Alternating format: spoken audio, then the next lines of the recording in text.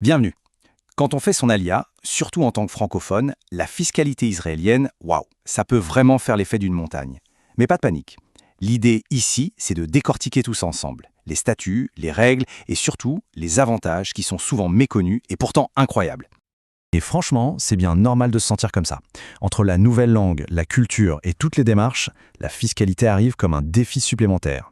On entend parler de tout un tas de choses, de règles compliquées, et on peut vite se sentir un peu perdu. Mais c'est là qu'est tout l'intérêt. Ce labyrinthe, en réalité, il est plein de portes dérobées qui mènent à des opportunités. Il faut juste avoir la bonne carte. Alors considérez ce qu'on va voir ensemble comme votre boussole pour transformer ces complexités en de vrais avantages financiers. Allez, on plonge dans le vif du sujet. Par où commencer? Eh bien, la toute première étape, elle est absolument cruciale. Il s'agit de comprendre quel statut le fisc israélien attribue à chacun, parce que c'est ce statut qui va ouvrir tous les droits. Le statut le plus courant, et disons-le, le plus généreux, c'est celui de Olé Hadash. C'est simple. En faisant son alia pour la première fois, on rentre dans cette catégorie. C'est vraiment la clé d'or qui ouvre la porte à une décennie d'avantages fiscaux majeurs. Alors il y a aussi un autre statut important, le Toshav Roser Vatik. C'est pour les Israéliens qui reviennent au pays après avoir vécu au moins 10 ans à l'étranger. Mais ce qu'il faut vraiment retenir, le point commun qui change tout, c'est cette dernière ligne. Qu'on soit l'un ou l'autre, on a accès au même avantage principal, l'exonération fiscale de 10 ans. Bon, maintenant que les statuts sont clairs, on va s'attaquer au cœur du réacteur de la fiscalité israélienne, j'ai nommé la résidence fiscale. C'est ce concept qui va absolument tout conditionner. Alors pourquoi c'est si important? C'est très simple. Si Israël vous considère comme résident fiscal, alors le pays peut imposer la totalité de vos revenus, peu importe d'où ils viennent dans le monde. Sinon, seuls les revenus gagnés en Israël seront taxés. Saisir cette nuance, c'est la base de tout le système. Comment est-ce que les autorités décident? Eh bien, le test principal n'est pas une simple formule mathématique. C'est une enquête globale qu'on appelle le Merkaz Haïm, le centre des intérêts vitaux. En gros, elle regarde où se trouve le véritable centre de votre vie.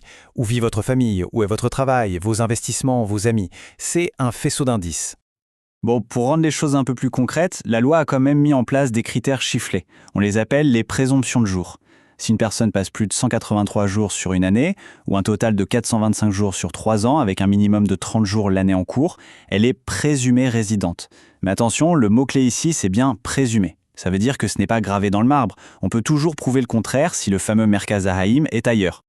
Et là, attention, voilà une option en or, l'année d'adaptation, ou Shnat Istaglut.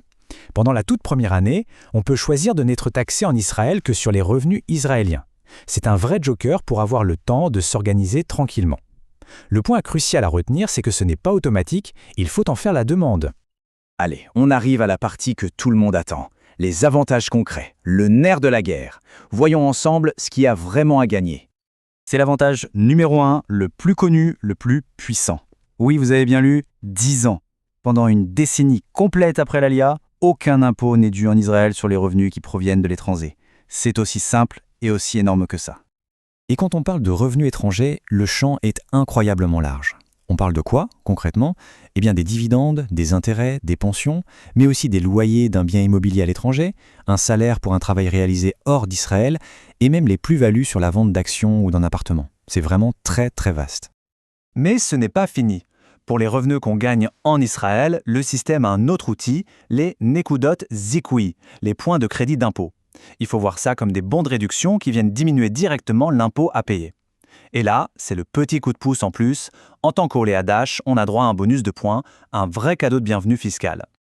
Ce bonus est conçu pour aider au maximum au début. On reçoit 3 points en plus par mois les 18 premiers mois. Puis ça passe à 2 et ensuite à 1.